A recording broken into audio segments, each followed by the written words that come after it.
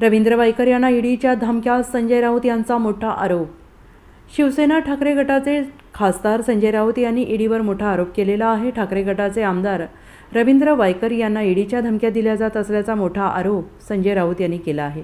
संजय राऊत यांनी ट्विटरवर याबाबतचा खळबळजनक दावा केला आहे। रवींद्र वायकर यांच्या पाठीमागे सध्या ईडी चौकशीचा ससेमिरा लागला आहे। त्यांच्यावर जोगेश्वरीतील जमिनीच्या भूखंड घोटाळा प्रकरणी ईडीची कारवाई सुरू आहे। ईडीने आधी त्यांची चौकशी देखील केली आहे, पण आता संजय राऊतांनी गंभीर आरोप केला आहे। त्यामुळे आगामी काळात काय घडामोडी घडतात हे पाहणं महत्त्वाचं आहे।